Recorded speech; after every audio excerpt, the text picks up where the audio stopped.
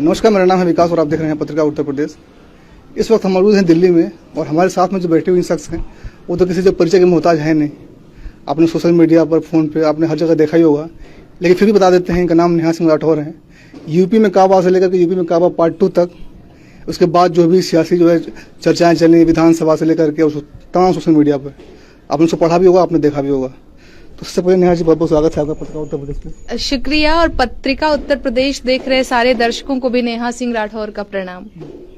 तो आज जो इनसे हम बात करेंगे तो एकदम चैप्टर वाइज कि जब इनका पहला जो गाना आया, फिर उसके बाद चैप्टर 1, फिर चैप्टर 2 जब इनका पार्ट 1 आया, फिर चैप्टर 3 जब इनका पार्ट 2 आया यूपी में काबा, और चैप्टर 4 जो तमाम जो कंट्रोवर्सीज क्रिएट हो रही हैं। तो जो पहला चैप्टर है आपके लाइफ का ना, जब आपको पहला गाना वायरल हुआ और लोग आपको जानने लग गए, तो उसकी मतलब क्या जर्नी रही शुरुआत से?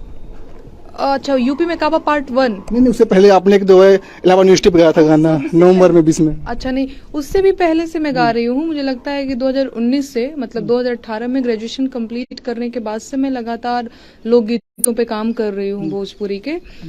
तो 2019 में मैंने पहला गाना लिखा था, हमरा प्रेम के निशानी दिखाई दपिया, शौचालय बनाई दपिया ना।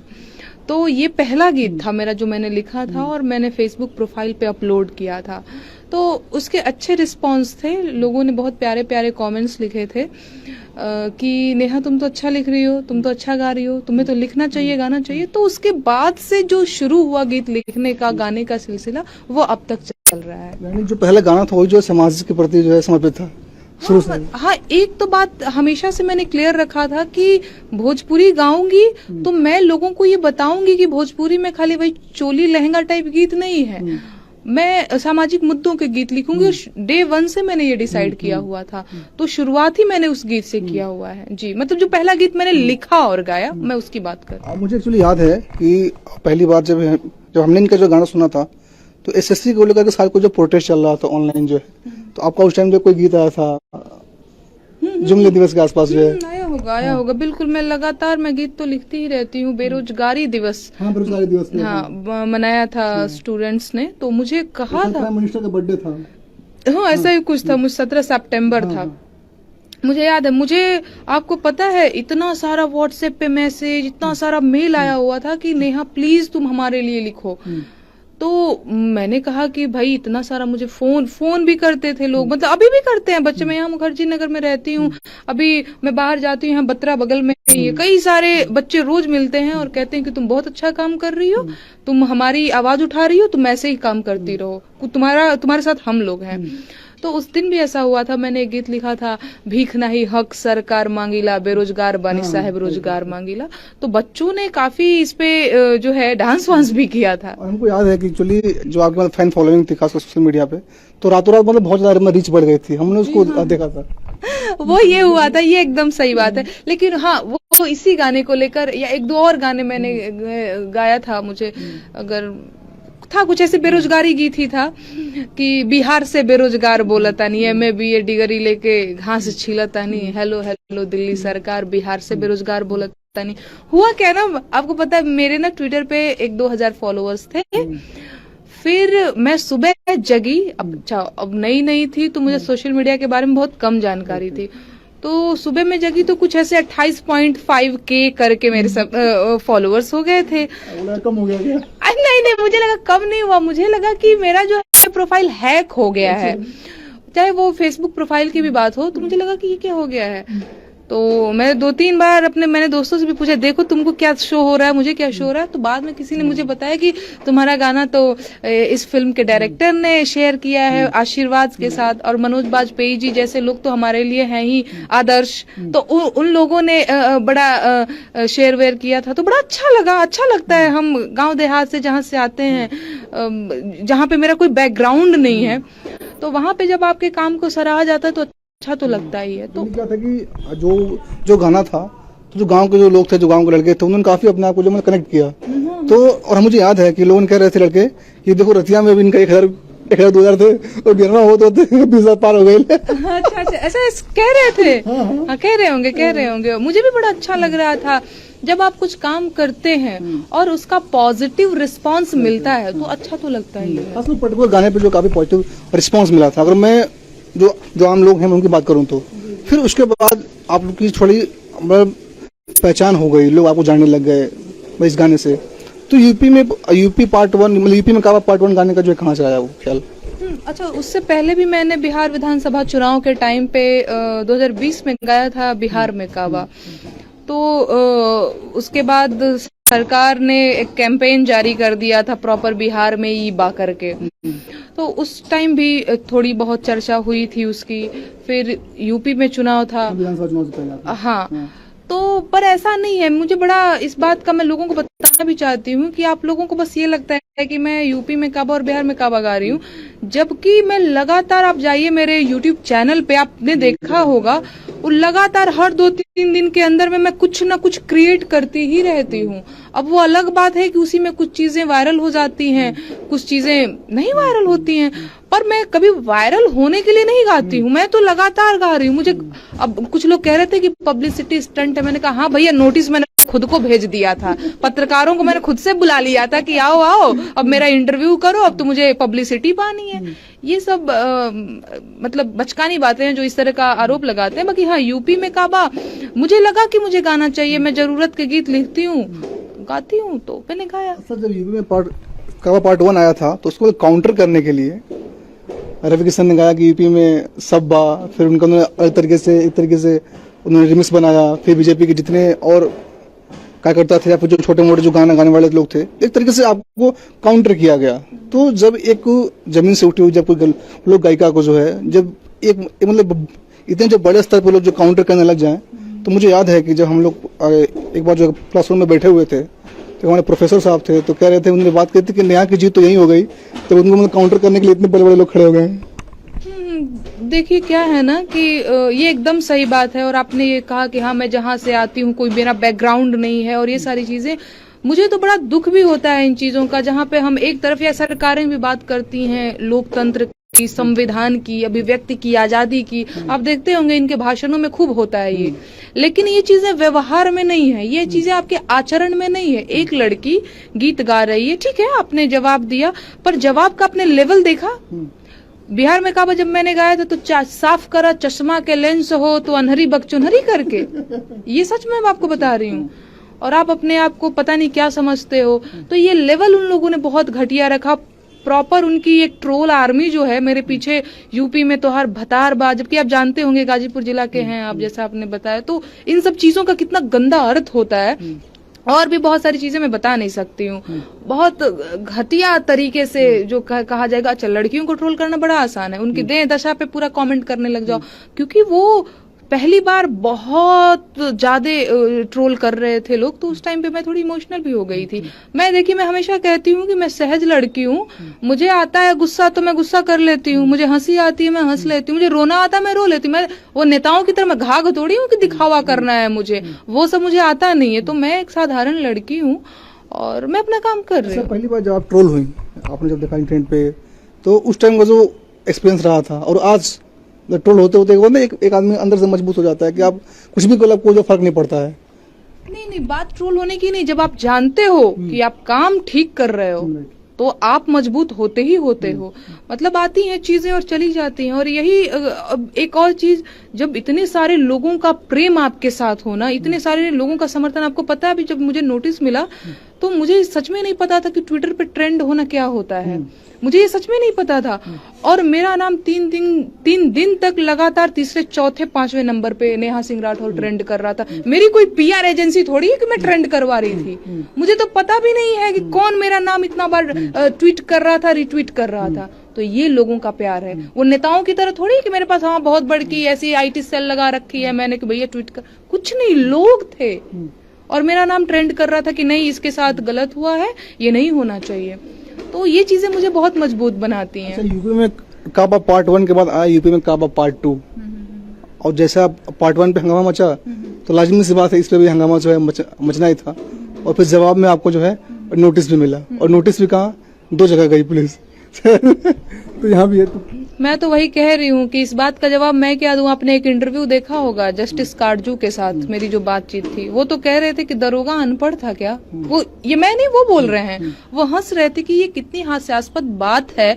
अब उनसे ज्यादा तो जानकारी किसी को कानून की होगी नहीं, वो जो है चीफ जस्टिस रह चुके हैं, और वो कहते हैं कि 160 CRPC जो है वो बिना FIR दर्ज किए आपको दिया ही नहीं जा सकता है। तो वो नोटिस ही पूरी तरह से इलीगल था। वो आ कैसे गया दरोगा, वो ऐसे बोल रहे थे और वो हंस रहे थे। तो कुछ नहीं हुआ मामला, उसमें कुछ था ही नहीं, नोटिस में कोई दम ही नहीं था, मैंने कोई अपराध थोड़ी ही किया था। लेकिन हाँ, मेरे साथ अपराधियों की तरह व्यवहार किया गया, और आपने देखा होगा वो तो जो वीडियो जो तमाम जो सोशल मीडिया पे थे हम लोगों ने उसको देखा।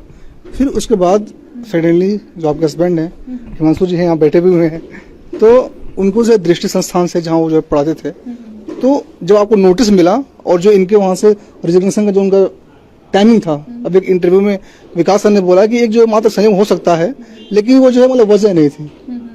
ठीक है, वो उनका अपना पक्ष है, लेकिन हिमांशु का भी ये है कि इनकी छुट्टियां बढ़ गई थी। पर हिमांशु का ये है कि जैसे ही मुझे नोटिस मिलता है उसके एक दिन बाद ही ये कैसे हो सकता है। तो हमें लगता है, और मुझे तो खास तौर पे लगता है कि ये महज एक संयोग नहीं है। जी, ये मेरा पक्ष है, वो उनका पक्ष है। तो आपको नोटिस मिलने के बाद विधानसभा में नेता प्रतिपक्ष से लेकर के और नेता जो मुख्यमंत्री हैं, आपका नाम जो काफी चर्चा में रहा। इतना चर्चा में रहा कि यूपी में जितने भी तहसील और ब्लॉक हैं लगभग आपका नाम जो है वहां तक पहुंच चुका है। तो जहां हम लोग जाते हैं तो जब नेहा सिंह राठौर या फिर जब कोई गाना बज रहा होता है, अच्छा वो लड़की है जो यूपी में काबा पार्ट 2 गाई है। अच्छा, लेकिन तो एक तरीके से फिर आपके ऊपर जो है मतलब आरोप भी लगते हैं कि आप जो सिर्फ बीजेपी सरकार में ही और बीजेपी के नेताओं में ही आपको जो है वो कमियां दिखती हैं, और इसको लेकर के जो विपक्षी पार्टी हैं आपको आपके कंधे को बंदूक रख के अपनी राजनीति के लिए आपको इस्तेमाल तक करती हैं। ठीक है, जब दिल्ली में चुनाव था, अभी हाल ही में हुआ है, तो मैंने कहा कि दिल्ली सहरिया में आपके राजबा, आपके मन में काला, एक और खुलल पाठशाला, दूसर और मधुशाला। अच्छा, इससे जब तक मैंने ये नहीं गाया था लोग कहते थे ये आम आदमी पार्टी की एजेंट है, ये उधर से गा रही है। तो जब मैंने ये गाया तो लोग बड़ा कंफ्यूज हो गए। तो देखिए, बात ये है ना कि केंद्र में, राज्य में आपकी सरकार है, तो मैं सवाल किससे पूछने जाऊंगी। तो अब एक और बात आती है कि मेरी भाषा जो है वो भोजपुरी है। बिहार के लोग भोजपुरी समझते हैं, यूपी के लोग भोजपुरी समझते हैं, मतलब हाँ, और राज्यों में भी भोजपुरी समझी जाती है, लेकिन बिहार और यूपी में ज्यादातर लोगों को भोजपुरी आती है और बोलते हैं। तो ये मेरी भाषा है, मैं इस भाषा में ज्यादा कंफर्टेबल हूँ। यूपी बिहार मेरा अपना इलाका है, ज्यादा इसको मैं समझती हूँ, तो मैं इस पे गीत क्रिएट कर लेती हूँ। अच्छा, लोग कनेक्ट कर पाते हैं। बंगाल में चुनाव था, मैंने जो गिरा सारा रारा गाया, जो दीदी की आलोचना करते हुए ही गाया था मैंने, कुछ ऐसे कि गिर गई फ्लाईओवर बीच बाजार, बोला हई रे। अब बताओ भैया मैं किसकी एजेंट हूँ? नहीं, आप भी बताओ। तो वो गाना क्या है कि वो गाना हिट नहीं हुआ। हिट इसलिए नहीं हुआ, उस गाने की कोई चर्चा नहीं हुई, इसलिए नहीं हुई क्योंकि बंगालियों की तो हिंदी ही कमजोर होती है, वो भोजपुरी कहाँ से ही बोल पाएंगे। मतलब जो बंगाली जनता है ना, वो तो अपनी भाषा बोलते हैं, तो कनेक्ट ही नहीं कर पाया, है ना। बंगाल की जनता अगर मेरे गाने से कनेक्ट नहीं कर पाएगी तो उसको क्या पता चलेगा कि ये कौन क्या गा रहा है, क्या गा रही है। तो उस चीज की चर्चा नहीं हुई। यूपी में काबा, क्योंकि यूपी के लोगों को भोजपुरी आती, बिहार में काबा, बिहार के लोगों को भोजपुरी आती है, कनेक्ट कर गए। तो इसको आपको नोटिस के बारे में जब अखिलेश यादव ने विधानसभा में सवाल पूछा सीएम से, तो सीएम ने एक स्टेटमेंट दिया। उन्होंने बोला कि यूपी में बाबा बा और इसी से सबको दिक्कत है। अच्छा, ऐसा नहीं हो सकता है, विपक्ष को दिक्कत हो सकती है, मुझे कोई दिक्कत नहीं है। और बात ये है कि जवाब नहीं है, वो तो लग रहा है एक राइमिंग बना रहे हैं। यूपी में काबा तो यूपी में बाबा है, और बेरोजगारी है, महंगाई है, बच्चे पीटे जा रहे हैं, बच्चों को रोजगार नहीं मिल रहा है, बस बोल दो बाबा। बेरोजगारी है बाबा, महंगाई है बाबा। ये कोई सवाल का जवाब है? यूपी की जो पॉलिटिक्स है, तो बहुत सारे उसमें जो लोग गायक रहे हैं उन्होंने पॉलिटिक्स में जो एंट्री की है, चाहे वो विधान परिषद से आए हों, चाहे विधान परिषद से किसी न किसी तरीके से वो जो सदन में पहुंचे हैं। तो आपका जो फ्यूचर प्लान है खासकर क्या पॉलिटिक्स में एंट्री का भी है क्या? हाँ, मेरा जो फ्यूचर प्लान है वो भोजपुरी लोकगीतों पे काम करने को लेकर के है। मेरा फ्यूचर वो नहीं है कि बस आए अपनी रोटी सेके और सत्ता पे बैठे रहने के लिए सारा काम करें। पॉलिटिक्स में एंट्री का कोई मन नहीं है? अगर कोई मतलब ऑफर करता है चुनाव में, आने वाले चुनाव में, मान लीजिए अगर समाजवादी पार्टी या फिर किसी और पार्टी जो है आपको ऑफर करती है कि आप जो आइए यहाँ चुनाव लड़िए, तो उसके लिए आप तैयार हैं? नहीं, मुझे अभी भोजपुरी के लिए काम करना है। देखिए भैया, बिना काम धाम किए वो थेथरई मुझे आती नहीं है ना। मुझे काम करना है और सच में काम करना है, भोजपुरी पे काम करना है। मैं बताना चाहती हूँ लोगों को कि मैंने मुझे अच्छा भी लगता है ये बताना कि हाँ मैंने भोजपुरी के लिए ये किया है, लेकिन अभी तो मैं कर रही हूँ, अभी तो मेरी जर्नी की शुरुआत हुई है, तो मुझे भोजपुरी के लिए काम करना है। आप देखते होंगे वर्तमान में हमारी भोजपुरी, अब गाजीपुर के है ना, तो आपको तो भोजपुरी आती ही होगी समझ में। आवेला ना बढ़िया से, तो देखो तो एक से बढ़ के एक गाना बनावत बड़ सनी कुल भोजपुरी का गायक, कई सारा नेता मंत्री लोग ये कुल लहंगा रिमोट से उठा द तो चोली के टूटल बा बटमिया, पता नहीं क्या क्या गा करके ये क्या कर रहे हैं। तो मुझे वो नहीं करना है, मुझे सच में ईमानदारी से काम करना। लोग समझते हैं कि मैं बड़ी ईमानदारी से अपना काम कर रही हूँ जी। अच्छा, मतलब ऐसा क्यों होता है बार बार कि जो आपके जो गीत हैं वही बार बार वायरल होते हैं, वही बार बार जो ट्रोल आर्मी का जो शिकार हो जाते हैं? मेरे जो गीत हैं बार बार वायरल होते हैं। एक जने आपको मैं करके जो मतलब रूलिंग गवर्नमेंट है उसको लगता है कि ये गाना जो है हमारे खिलाफ है। नहीं नहीं नहीं नहीं, खिलाफ नहीं है, बिल्कुल खिलाफ नहीं है। मैं तो बस सवाल पूछती हूँ, मुद्दे में बस मुद्दे होते हैं मेरे, और लास्ट में होता है क्वेश्चन मार्क, कैसे, ये क्यों है, तो खिलाफ जैसा कुछ नहीं है। मतलब जो आपको जो है आरोप लगता है कि एक जो दूसरा पक्ष जो है, काफी जो सोशल मीडिया यूजर्स कहते हैं कि अपना नेम और फेम जो है पाने के लिए वो जो है गवर्नमेंट को टारगेट करना एक जो इजी टास्क समझती हैं। उनको लगता है कि हम किसी भी गवर्नमेंट को टारगेट करेंगे तो जो उनके समर्थक हैं वो विरोध करेंगे, तो वो भी एक अपने आप में जो है एक प्यार है। आपको क्या लगता है? नहीं, ये जो है आप पे आरोप लग रहा है, मैं आपका जो है जवाब देना चाहता हूँ। नहीं ठीक है, अगर आपको आरोप लगाना है तो आप आरोप लगाओ, इसमें मैं क्या कर सकती हूँ। बाकी जो लोग समझते हैं उनको पता है कि मैं क्या काम कर रही हूँ। अगर मीडिया जो है विपक्ष से सवाल पूछने लग जाए तो आपको लगता है कि मीडिया अपना काम ईमानदारी से कर रही है? सवाल किससे होना चाहिए? सिस्टम से होना चाहिए। जब हम सिस्टम से सवाल करेंगे तो आप कहेंगे कि ओ इनकी तो आदत हो गई कि सिस्टम से सवाल पूछो और हाईलाइट हो जाओ। कोई बात होती है? इलॉजिकल बात है ये सब जी। एक सवाल और है कि जब आप कोई सिस्टम से सवाल पूछते हैं अपने गीतों के माध्यम से, तो ऐसा क्यों लगता है कि जो सत्ता पे उस पर्टिकुलर स्टेट का जो सबसे बड़े पद पे बैठा हुआ व्यक्ति उसको आप टारगेट कर रहे हैं? तो क्या सिस्टम से सवाल पूछना और उस मतलब उस स्टेट का जो सबसे बड़ा पोस्ट है उस पे बैठे व्यक्ति सवाल पूछना होता है क्या? नहीं नहीं नहीं, मैं तो सवाल आपसे ही पूछूंगी जो सबसे ऊपर बैठा हुआ है। मैं सिस्टम से पूछूंगी जो सबसे ऊपर बैठा हुआ है, जो राज्य चला रहा है, जो देश चला रहा है। अगर आपको लगता है कि आपको टारगेट किया जा रहा है तो आपको लगता रहे, पर सवाल तो हम आपसे ही पूछेंगे। हाँ, विपक्ष से तो हम नहीं पूछेंगे ना। आप किससे सवाल पूछते हैं? आप भी पत्रकार हैं, किससे सवाल पूछते हैं आप? जहाँ चीज दिक्कत होती है, जो जहाँ का कंसर्न अथॉरिटी होता है उनसे सवाल पूछते हैं। तो इसके लिए जवाब जिसकी जवाबदेही आप उसी से पूछते हैं ना, तो मैं भी उसी से पूछूंगी। इसके बाद अगर आपको ये लगता है कि नहीं मुझे टारगेट किया जा रहा है, आपको लगता रहे, उससे मुझे फर्क नहीं पड़ता है, सवाल आपसे ही होगा। अच्छा, नोटिस के बाद भी ऐसे गाने जो है लगातार आते रहेंगे? आते रहे हैं, आते रहेंगे नहीं, वो आते रहे हैं। नोटिस मिले हुए मुझे हो गए होगा लगभग ना 20 दिन 1 महीना करके। 19 फरवरी को 1 महीने 4 दिन हो गए। आप जाके मेरा YouTube चैनल स्क्रॉल कर लीजिए, प्रॉपर मैं हर 1-2 दिन पे कुछ न कुछ अपलोड किए रहती हूँ। रुका नहीं है, ना रुकेगा। अच्छा, फिर उसके बाद आपकी जो तबीयत खराब हुई, आपकी जो हॉस्पिटलाइज हुई, आप उनका जो पूरा फोटो वायरल हुआ, हम लोगों ने देखा भी, तो जिसका दूसरा पक्ष था कि बाबा के नोटिस से जो डर गए। सोशल मीडिया जो कमेंट से मैं उसकी बात कर रहा हूँ। बिल्कुल नहीं, आप क्या मैं बोलूं, मैं पहले से ही बीमार थी महाराज। मैं आज सबको बता देना चाहती हूँ, पहले से ही तबीयत मेरा थोड़ा सा कम ठीक था। ऊपर से मेरी माता जी भी बीमार रहती हैं, तो उधर मेरी मौसी ने कॉल किया, और ये सही बात मैं आपको बता रही हूँ। बाकी लोगों ने क्या दिखाया वो अलग बात है। मेरी मौसी ने कॉल किया कि बच्चिया मम्मी का तबीयत खराब हो गई बा, ब्लड प्रेशर जौन बा ढेर हाई हो गई रहा, हॉस्पिटल में भर्ती बाड़ी। तो आपने देखा होगा कोरोना के टाइम पे भी मेरी माता जी बीमार हो गई थी, तो मैं उनकी, अब यहाँ दूर रहती हूँ तो चिंता और होती है, तो मैं उनकी चिंता करने लग गई थी। तो उस वजह से थोड़ा और स्ट्रेस बढ़ गया था, और ये सारी चीजें भी हुई थी। इसके बाद ये नोटिस, मीडिया का आना, बहुत सारी चीजें एक साथ आ गई थी। तो ये बिल्कुल नहीं है कि बाबा के डर से या दादा के डर से ऐसा नहीं है। अच्छा, गाने के बाद जो नोटिस मिलने का जो पूरा वो होता है, फिर उसके बाद जो आरोप प्रत्यारोप लगते हैं, पहले क्या था कि आप गाना गाती थी, आप अपलोड कर देती थी, तो चीजें चलती थी। उसके बाद क्या हुआ कि अब आरोप प्रत्यारोप का दौर लगने लग गया। तो इससे मतलब फैमिली के अंदर रहता है कि हाँ आप कहीं बाहर जा रही हो तो आपको लेकर के इनसिक्योरिटी रहती है कि कहीं कुछ मतलब हो न जाए। और हिमांशु जी भी हैं, तो इनका मतलब कैसा रहता है कि आप जो है लिखना बंद करते हैं या फिर ऐसे लिखते रहें या फिर थोड़ी सी तो उसमें लचीलापन ले आए हैं?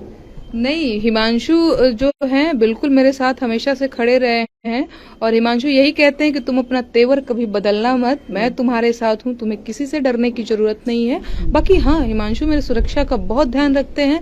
मैं थोड़ा सा इधर उधर ऐसे करने लग जाती हूँ, लेकिन हिमांशु प्रॉपर ध्यान रखते हैं। और जब तक हिमांशु मेरे साथ हैं, मुझे ये भी पता है कि मेरा कोई बाल भी बांका नहीं कर सकता है। आपने पूछा था कि यूपी में कहा था और आपका साथ देने वाला यूपी का हिमांशु ही है। नहीं, मैंने वही तो मैं कह रही हूँ। कुछ लोगों ने ये भी कह दिया कि यूपी में जब कुछ ना रहे तो यूपी में बियाह काहे कर ले लो। मैंने कहा सबसे मैंने शादी किया हुआ है क्या? या फिर मैंने ये कब कहा कि मैंने जो है यूपी के लोग बुरे हैं? मैंने ये कब कहा? तो यूपी में तो मेरा ननिहाल है महाराज, मेरी सारी रिश्तेदारियां यूपी में हैं, आपको पता है। तो ये सब गलत बात है। और यूपी के लोग बहुत अच्छे हैं, मैंने कभी नहीं कहा। यूपी के सरकार से मेरा सवाल है, वहाँ के सिस्टम से मेरा सवाल है, और कुछ नहीं। हाँ, चलिए, आपने जो है हमने जो सवाल पूछे नेहा जी ने उनका काफी जो है अच्छे तरीके से जवाब दिए हैं। जो है इस बातचीत के सिलसिले को जो यहीं पे खत्म करते हैं और आगे जो भी कोई चीज आएगी नहीं हम जरूर इनसे जो है बात करेंगे। आज जो है इनका नंबर मिल गया हमारे पास, तो जो टच में लगातार जो रहेंगे। तब तक के लिए आप जो बने रहिए पत्रकार उत्तर प्रदेश के साथ। धन्यवाद।